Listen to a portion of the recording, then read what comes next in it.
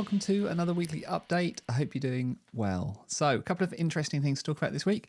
And for the first one, we're going to jump to a new blog on the Microsoft 365 developer blog. Now, this is, I don't know, let's just show you the title. This is an interesting blog post, actually, because it confirms something that I don't think Microsoft have ever really said openly up until this point around the future of apps in Microsoft Teams and Microsoft 365. And I've been saying for a while, because I think the writing's been on the wall a little bit. It's been quite obvious that some of the constructs that were built for Microsoft Teams, so things like messaging extensions and tabbed apps and things like that, they've started to proliferate in other places, and you've started to see them show up, most notably in Outlook and in Office.com. And so they stopped being Teams apps only, and they've started to become Microsoft 365 apps. And Microsoft has never really talked about them in that way up until now. And this feels like the turning point where they are now talking about them as Microsoft 365 apps and not just Teams apps. Now, the way they've chosen to do it seems to involve quite a lot of generative AI. So there's this blog post, and apologies if it's not true, but like, man, can we just talk about this title for a minute? Specify runtime requirements in App Manifest, your key to success across Microsoft 365.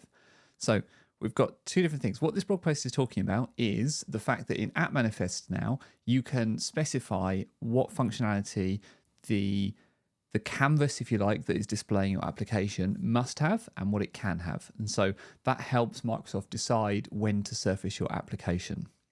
And this is a more abstract way than putting into the App Manifest, can run on Teams, can run on Outlook, can run here, there, and everywhere. It's much more of a tell me the surfaces, the canvases, if you like, that you need your app to run on and in the manifest, and then Microsoft can work out, the best place to show those applications. So this blog post tries to say that. I kind of get it. It's a lot of marketing stuff, but what I worry about is that the actual engineering message gets lost here. The developer message gets lost here because the things I'm trying to pull out is not very clear. So so apps can now appear from version 1.13 plus. Apps will now automatically appear across multiple Microsoft 365 hosts. Okay, so not just Teams and not just Outlook and not just Microsoft 365 app, the formerly Office.com, maybe other places too. So there's a change to the manifest in how this works, right? If we get through some of this and get through some of this, so the app package will allow you to sort of say what functionality you need, and then you can also ensure that if you've got multiple different parts to your application, multiple different sort of dependencies, you can tell the App Manifest that so that it doesn't get displayed without the other thing. So as an example that they've given, let's say you've got a static tab that also depends on a messaging extension. Okay, so you need the messaging extension in place for the tab to make any sense at all. What they're saying is you can put all that in the manifest so that they won't ever show the tab without being able to show the messaging extension, right? Okay.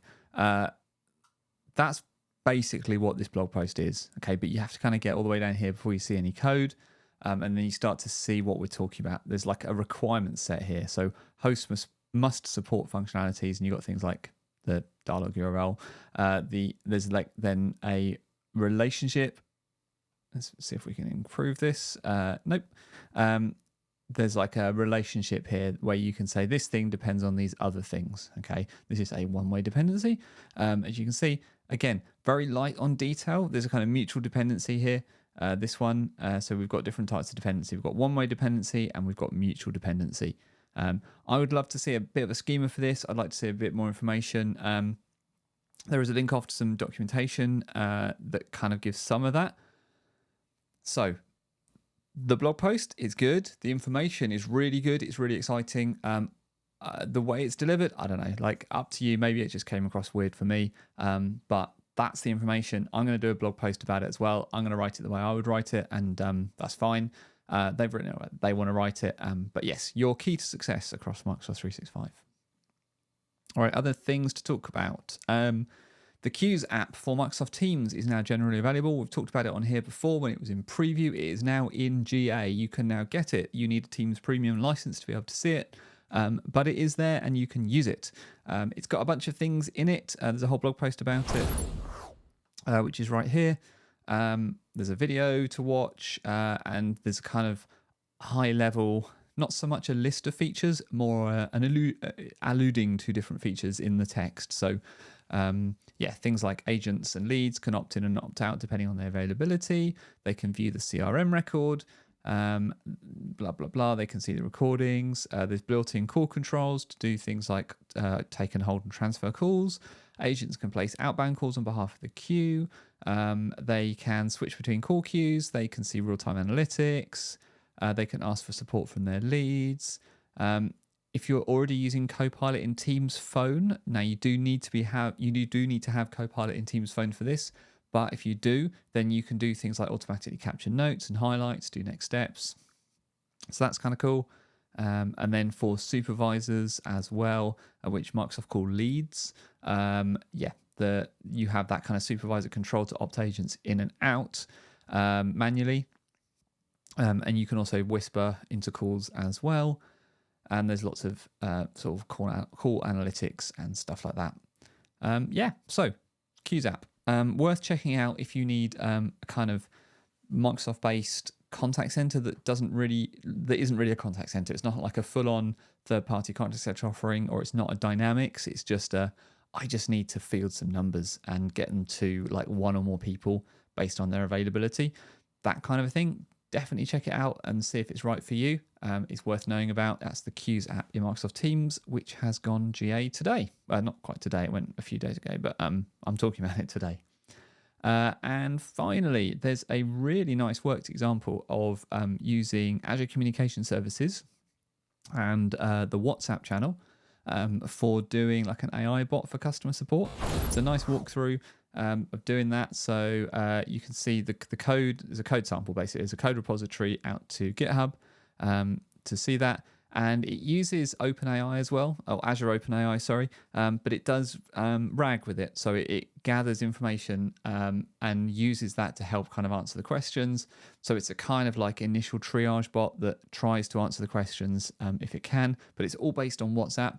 So it's cool. It's exciting. It's good to look through. It's a nice example of what can be done. And like I say, the code is all there as well.